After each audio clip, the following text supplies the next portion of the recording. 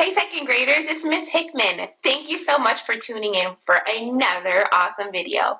Wow, it's April. Can you believe it? This school year has really flown by. I can't believe it's almost the end of the year.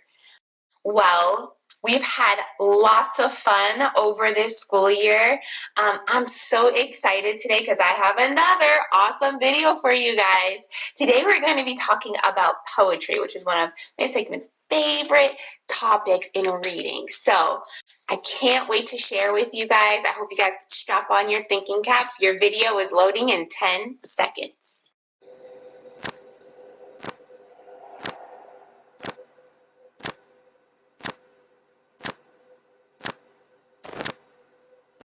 Today we are going to talk about the elements of poetry. The elements that we're going to discuss are rhyme, repetition, alliteration, and rhythm. Rhyming words are words that end in the same sound. Let's look at these two words, cat and bat. What sound do these two words end in? Cat ends in at, and bat ends in at. The ending sound is the same, so we know that cat and bat are rhyming words. Repetition is when words or phrases are repeated. Let's look at an example. Look for the repeated words in the sentence. The baby slept and slept. What are the repeated words? You got it. Slept and slept. Repeated words help us find things that are important in a poem or a story. In this sentence, we know that the baby sleeping is important. I can tell now that the baby is sleeping for a long time based on these repeated words. The next poetry element we're going to talk about is alliteration. Alliteration is when two or more neighboring words, those are words that are side by side, in a line that begin with the same initial sound. Let's take a look at an example of alliteration. Here we have a picture of Miss Hickman's hairy horse. Let's read the sentence. Miss Hickman has a hairy horse. Where is the alliteration in this sentence?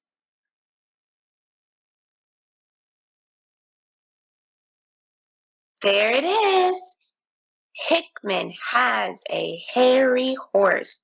The repeated sound in this sentence is the sound created by the H. I think alliteration is always really fun to say. What about you?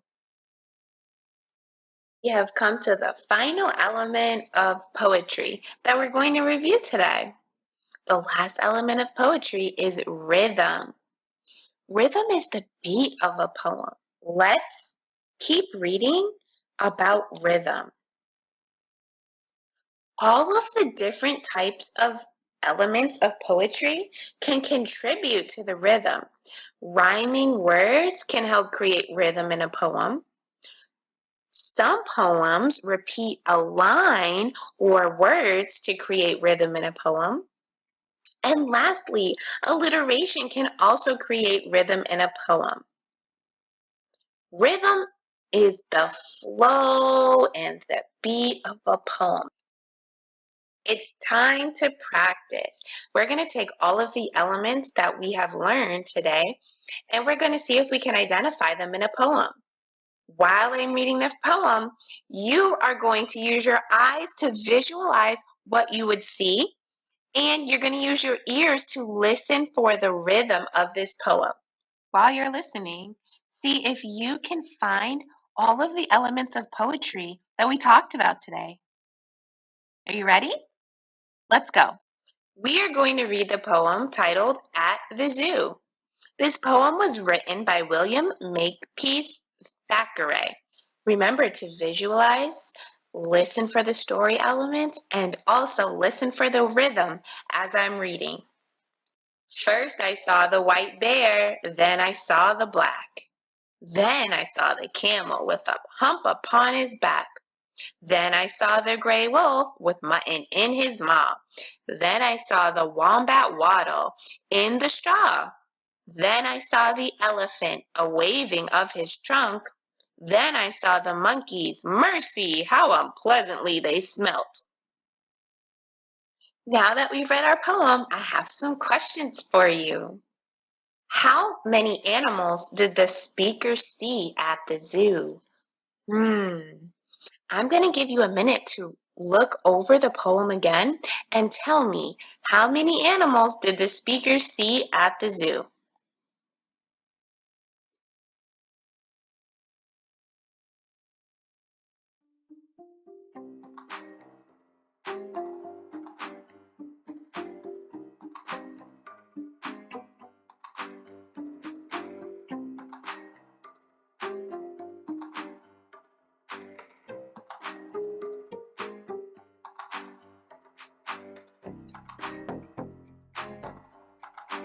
You have 30 seconds left if you're still counting.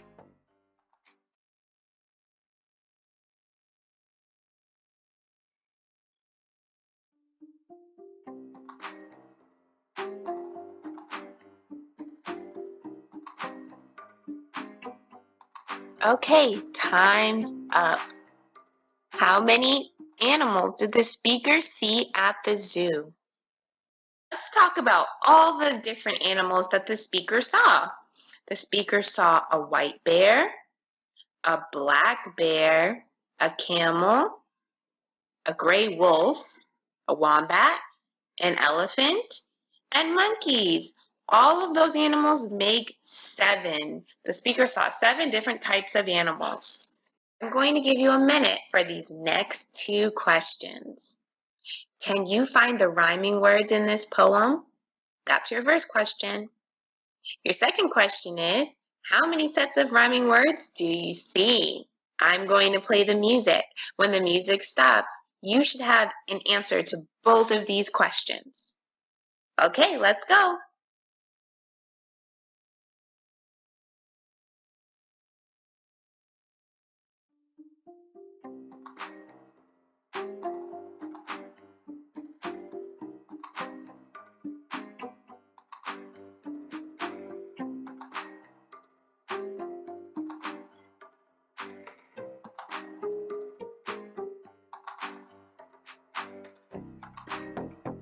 You have 30 seconds left.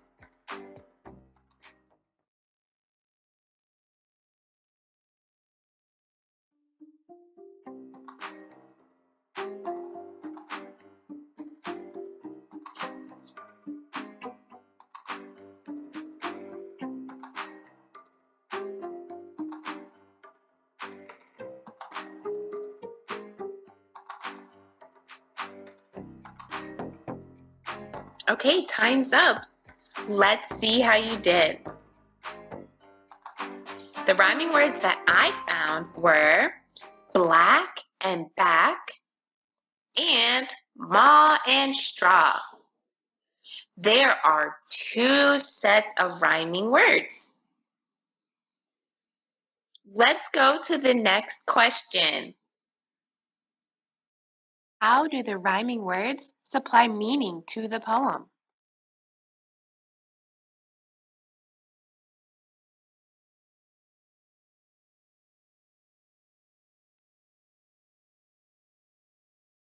The rhyming words contribute to the rhythm of the poem. If you said anything like this, then you are correct.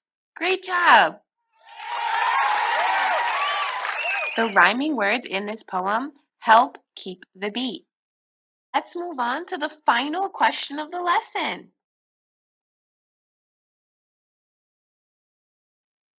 I'm going to give you 30 seconds to look over the poem and find the answer. What are the repeated words in the text?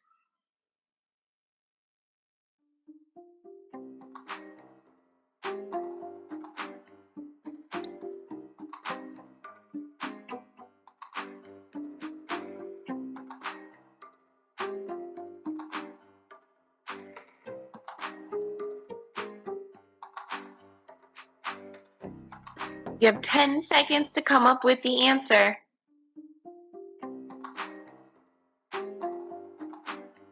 And time is up. The words that are repeated in this text are, I saw. The author is sharing with the audience everything that he saw at the zoo. How do the repeated words supply meaning to the poem? A, it helps me understand the meaning of a zoo. B, it helps me understand the names of the animals. Or C, it helps me understand the speaker saw many different animals.